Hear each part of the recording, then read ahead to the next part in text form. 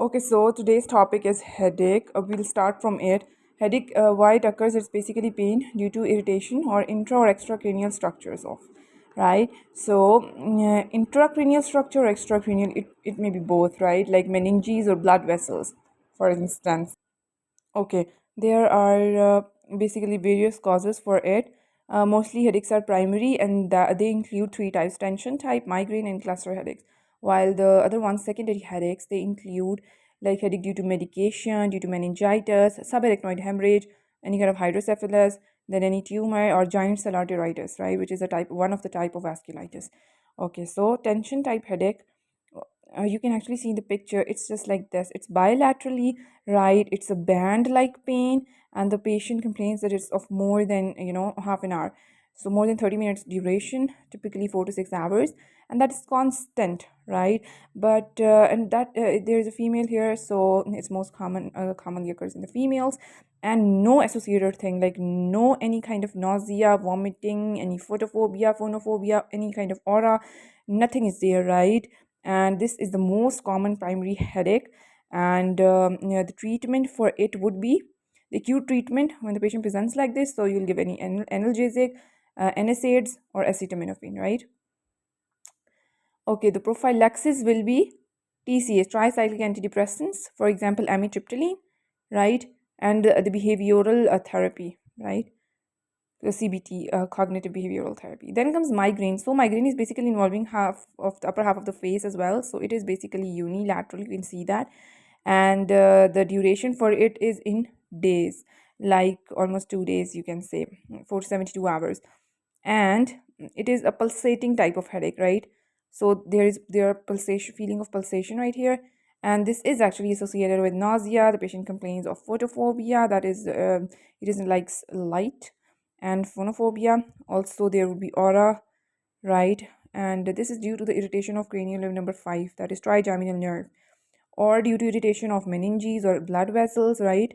So because of which that is more common in females, and the treatment for it would be most probably the same like this. Like there is a step up therapy, like you'll start with simple paracetamol, then NSAIDs. You'll start with NSAIDs, then you will, if the patient is not improving, then you'll go for SSRIs, including triptans. Okay, also you can give dihydroergotamine, or for the patient is experiencing vomiting, then antiemetics, for example, prochlorperazine and metoclopramide, you can give them, right? For prophylaxis, lifestyle modification is very important, like modification of sleep, exercise, diet, right? In case of drugs, you will give beta blockers for prophylaxis, right? Amitriptyline, topiramate, valproate, botulinum toxin, right? And the monoclonal antibodies could also be given, right? So these are for prophylaxis, right? And acute therapy I've already told you. So the next one is cluster headache. As you see, it is more common in males. It's involving the eye portion. So unilateral, just like 15 minutes to 3 hours, and it's a repetitive, right? It is excruciating periorbital pain, right? It's also called a suicide headache. Patient feels like feeling of impending death with autonomic symptoms. For example, the patient also complains with it that I'm feeling lacrimation, rhinorrhea, excessive runny nose, right? Excessive tears from the eye, excessive like conjunctival injection, like it would be red, right? May present with Horner syndrome as well, and more common in males. Horner syndrome made three features. They were meiosis, ptosis, and anhidriosis, right? So they may present with Horner syndrome, right? So for A, the treatment, acute treatment, you will give 100% oxygen along with that SSRI, like sumatriptan. Also prophylaxis, prophylactically you will give calcium channel blocker, which is verapamil, right? So this I've already told you. The next comes is this trigeminal neuralgia. So it is a recurrent brief episodes of intense, the pain is unilateral but it is very intense, and in the distribution of trigeminal nerve, we know that trigeminal nerve is V1, V2, V3, three components are there. So basically usually V2 and V3 are involved in this, and it's because of the compression of its root of this trigeminal nerve by any vascular loop. And the patient describes pain as electric shock like pain or a stabbing pain, right, which usually lasts for seconds. So there is a difference. These were all in minutes, hours, or days, but this is literally for few seconds, right? Typically, it is triggered by if a patient is being touched, light facial touch, or any kind of chewing, talking. The treatment is carbamazepine and oxcarbazepine. Okay. So the next one is dyskinesias. So in dyskinesias, these all are the terms which are very important to be noted, and various for MCQ point of view, it's very important. I'll tell you each MCQ among them. Specifically, the ones which are in circle, these are MCQs. Okay, so I'll start from akathesias. What is akathesia? This is basically restless, right? The patient feels restlessness and intense urge to move, right? It can be seen with for example, the patient is having Parkinson's disease, and the treatment, one of the adverse effect of its treatment is this. And also the next one is asterexis. So everyone knows this. Asterexis is like flapping tremors, right? It's seen in hepatic encephalopathy or any metabolic diseases, like, okay. So flapping motion upon extension of wrists, right? The patient is asked to extend his arms like this and he'll feel it. Okay. The next comes athetosis. In case of athetosis, there is slow snake-like writing movement, especially seen in the fingers. This actually came in part 1 exam. It's the snake-like movements, like slow snake-like movements. It comes in athetosis. It's caused by the lesion to basal ganglia and also seen in Huntington's disease. Okay, lesion of basal ganglia, and the disease is Huntington's disease. I'll tell you this disease in the later page. Then chorea. Chorea is sudden, jerky, purposeless movements, right? In Chorea is dancing-like movements. It's also seen in Huntington's disease. Also, it is seen in acute rheumatic fever, as it is called as sudden hemchorea. Sudden hemchorea. So next is dystonias. It's sustained involuntary muscle contractions, right? And in patients, the people are writers, mostly writers cramp. It's also called also blepharospasm torticollis. The treatment is botulinum toxin injection. Next is essential tremors. These are high frequency tremors with sustained posture. For example, the patient has sustained outstretched arms, so essential tremors occurs, and it is increased by any kind of movement or anxiety, and it is familial. So this comes in MCQ. Family history is positive. The person's father is also having, or mother is also having, the same condition, like tremors. So it is called essential tremors, and some people tend to relieve it by self medication with alcohol, right? While the treatment properly is propranolol, that is a non-selective beta blocker, or primidone, which is barbiturate. It is these are the two drugs for it. Most commonly given is the propranolol beta blocker. Okay, then comes intention tremors. Okay, so next is intention tremors. It's slow zigzag motion when pointing or extending towards a target. Like when you're doing you're approaching towards something, or doing something, then the tremors occur, and it is caused by cerebellar dysfunctioning, right? Then comes the resting tremors, uncontrolled, right? So this is seen as in cerebellar lesion. So this is also one MCQ. In cerebellar dysfunctioning, which kind of tremors are seen? Not resting, okay? It's intention tremors, right? The patient is knowing, right? Everything. So resting tremors is that the patient is taking rest, and on rest of the hands, the patient is having tremors, uncontrolled movements. So that is the typical feature of Parkinson's disease, right? Pill rolling tremors, Parkinson's disease, and we all know that it is caused by the lesion of the substantia nigra. Then comes hemibilismus. Hemibilismus is by the because of the lesion of the contralateral subthalamus. So below the thalamus, there's present subthalamic nuclei. I'll show you in the picture. And what is this? This is basically sudden wild fling on one side of the body. Next comes myoclonus. It's sudden, brief, uncontrolled muscle contraction. Myo means muscle. So it is seen in Creutzfeldt-Jakob disease, also in some kinds of metabolic diseases, Jorix or hiccups, right? So I'll also tell you about this disease in the later page. Then comes restless leg syndrome. It is uncomfortable sensation of the legs. The patient calls it like this, and when the patient is not moving, it is basically and in the evening and at night. That is most the most prominent, right? And the patient says, when I move, when I walk, then my symptoms goes away, right? So this is typically restless leg syndrome.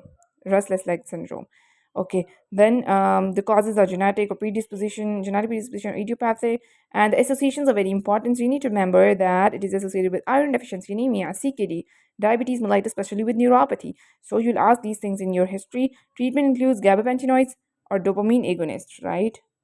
This is MCQ. Okay, so next one is the neurodegenerative movement disorders, right? So they are basically two, Parkinson's and Huntington's disease. So number one is Parkinson's disease. And basically you need to remember these for MCQ point of view. There are dopaminergic neurons, right? They are lost, number one. Number two, where? In the substantia nigra pars compacta, right? Depigmentation of it occurs, right? Then what are the symptoms of it? It typically presents after age of 60, right?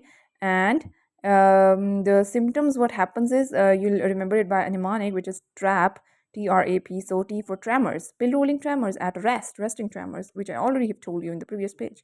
Next one is rigidity. Rigidity is which type of rigidity? Cogwheel or lead pipe rigidity. MCQ point of view is important. Then A for akinesia or bradykinesia, right? There's shuffling gait, small hand writing, that is micrographia. Then comes postural instability, right? The patient has a tendency to fall. These are the four features. If they come in the scenario, then the patient is suffering from Parkinson's disease. You can see in the picture, these are the location of substantia nigra, right? And I will also tell you about these labeling of this cross-sectional area of the brain, because this way only you will remember the things as well. What is this thing, this thing, this thing, this thing? Okay, so just a second. Right, you can see this diagram, the same, exactly same as that. So these are the two big ones, just like eggs, the shape of an egg. These are the thalamus, right? In between the thalamus is third ventricle, and above are the two lateral ventricles. So below the thalamus is obviously subthalamus, right? So this one is subthalamic nuclei, STN, right? And further below the subthalamic nucleus is a black structure, which is the substantia nigra. Nigra, as the name indicates, black. Okay, then just besides this and below and beside to this nigra, there is this amygdala and hippocampus, and the two mammillary bodies present. Okay, so in between, what is this? This thing is basically, you have to, below the thalamus, this green thing is below the thalamus. This is hypothalamus, right? Okay, other thing you need to remember, this point of like this was thalamus. Okay, so above and a little laterally to the thalamus are caudate nucleus. Okay, just lateral to the lateral ventricle, caudate nucleus, right?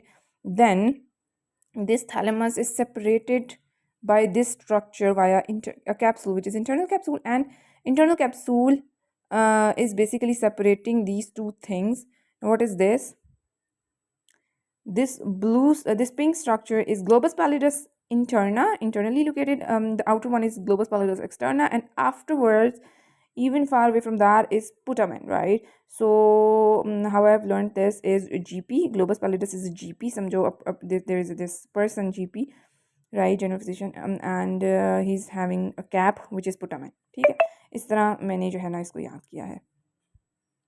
Okay, then comes this thing. So these both of things, putamen plus GP, these two things, GP and then this putamen, they both are collectively called as lentiform nucleus, right? While this putamen, if combined with that caudate nucleus, then that makes striatum, right? So this was the MCQ I already told you before, and you need to remember which makes lentiform nucleus, two things, and which two things makes striatum, right? So this is very important to be noted down. Okay, now you know this these structures. Now let's. Okay, so same picture is this, and you can appreciate these red lesions in the substantia nigra, and these lesions I will told you in this striatum. I will tell you, okay? Then dementia is usually a late finding in patients with Parkinson's disease. I was on Parkinson's disease, right? Also, you need to remember that affected neurons, they contain which bodies? Lewy bodies, right? And what are those? These are intracellular eosinophilic inclusions, and they're composed of alpha-synuclein, right? You need to also remember this thing and these just two things, right? Okay. Next comes Huntington's disease. This is basically loss of which type of neuron? GABAergic neurons. Number 2 point is that striatum. Right, they are basically neurons which are present in the striatum. What was striatum? This was basically the combination of this thing, caudate nucleus, and this thing, putamen. Right, then comes this is an autosomal dominant disease, and there is this trinucleotide sequence. This is CAG. So that is repeatedly repeating this sequence, and Huntington gene, HTT gene is present, and Hunt matlab 4 letters and so on, chromosome number 4, and this is toxic gain of mutation. Symptoms mein kya hota? The symptoms basically occur between the ages of 30 and 50, and that was the above 1 Parkinson's disease after the age of 60. So before 60, this is Huntington's disease. The symptoms are choreoathetosis, aggressions, dementia, right? Next comes that this caudate putamen, they get atrophied, the ventricles present beside, they get ventriculomegaly. But this is MCQ, that which of the things are increased and which are decreased in Huntington's disease. So you need to remember these two things, glutamate and dopamine, they get increased, while the other two, that is GABA, I have already told you loss of GABAergic neurons. So GABA is released along with that of acetylcholine. They both are basically the ones which slow down the system. Now, so they both are decreased and the other two are increased. This is MCQ. You need to remember this, okay? Then comes basically dementia. Dementia's got three types: neurodegenerative, vascular, or infective, right? What is it? Basically, dementia is a decrease in cognitive ability, right? Memory and also executive function, right? With intact consciousness. What are the causes for it? There's depression. Depression, you get pseudo dementia in patients with hypothyroidism, vitamin B12 deficiency, neurocephalus, and normal pressure hydrocephalus. Okay. Then comes the neurodegenerative causes of dementia. They are basically three types, right? Alzheimer's disease, frontotemporal dementia, and Lewy body dementia. So, what is Alzheimer's disease? It is the most common cause of dementia in older adults, right? This MCQ, and then obviously advanced age, and then this MCQ, the Down syndrome, right? It is associated with Down syndrome. The people who are already having Down syndrome, they develop this thing earlier, increased risk of it, and the protein is why? Because on chromosome number 21, this protein is present also, APP, that is amyloid precursor protein, right? And acetylcholine will be decreased in the brain. It has got some types, so you need to just remember that ApoE2, ApoE4, and APP, while ApoE4 wala jo hai na, that is basically for Alzheimer's disease, right? Also, other things like there would be widespread cortical atrophy, especially in the hippocampus, right? You need to remember this. Then there would be senile plaques in the gray matter, right? You need to remember this: senile plaques in the gray matter, this, just like shown in the picture, senile plaques in the gray matter, right? Which will lead to intraparenchymal hemorrhage, right? Amyloid beta would also be present. The neurofibrillary tangles, right? What are those? These are simply intracellular hyperphosphorylated tau proteins. This can also comes in MCQ, tau protein, right? And this is important. The number of tangles will correlate with degree of dementia. Like increasing the number of tangles, increase will be the degree of dementia, right? Then there are some bodies which are called as Hirano bodies, right? You need to remember this as well. Hirano bodies, the intracellular eosinophilic proteinaceous rods in the hippocampus. This is a characteristic feature of Alzheimer's disease. Then comes frontotemporal dementia. Formerly, it was called as Pick's disease. It's just so simple. Just you need to remember this, that it could be associated with behavioral or aphasia, right? So these two things, and there would be presence of Pick bodies, round Pick bodies. So that would be indicative of this, right? The frontal and temporal lobe would be atrophied, as the name indicates, frontotemporal dementia. Then Lewy body dementia. It basically includes visual hallucinations, right? The patient gets visual hallucinations, right? REM sleep, behavioral disorders, and Parkinsonism. You can also, I also already told you, okay, Lewy bodies are present in the Parkinson's disease, so this one. Other than that, you need to remember this point, that it is called as Lewy body dementia if, right, cognitive and motor symptom onset, they both are less than 1 year apart. Only then you label as Lewy body dementia. Other than that, if not, then you will call it as dementia, which is secondary to Parkinson's disease, right? Okay, then a small topic is left, just the vascular infective causes. Vascular includes vascular dementia. It is the second most common cause of dementia in older adults, and stepwise decline in cognitive ability would be there, and late onset of memory impairment. And to confirm, MRI, CT would be there, and there will be subcortical infarcts, which you can actually see in this picture. These are subcortical infarcts. Okay, then comes the infective causes. They include two things: Creutzfeldt-Jakob disease. It is a rapidly progressive disease, number one. Number two, with myoclonus, I already have told you. Also, ataxia would be there, caused by prions, and typically sporadic. Contaminated materials, right? It can be transmitted by contaminated materials, like if a person has recently underwent corneal transplant or neurosurgical equipment, right? Neurosurgery, any kind of, so you can get this disease. The cortex would be spongiform, which means that vacuolation would be there but without inflammation. This is an MCQ, right? Like this, there are vacuoles but without inflammation. And also, if they're in a scenario, it comes that there's periodic sharp waves on EEG, and there is increase in 14-3 protein in CSF. Then these are the typical features for Creutzfeldt-Jakob disease. Okay. Then HIV-associated dementia. Yeah, this is because of obviously advanced HIV infection, characterized by these all things like cognitive defects and gait disturbances. What you need to remember is that there will be microglial nodules with multinucleated giant cells. this may come in MCQ, right? So everything I have told you in detail, make sure to share it with your friends too, and subscribe my channel to support me. Thank you so much. So we will learn the next things like yeah, the other pages in the next lectures. Okay, thank you so much for watching. Allah Hafiz.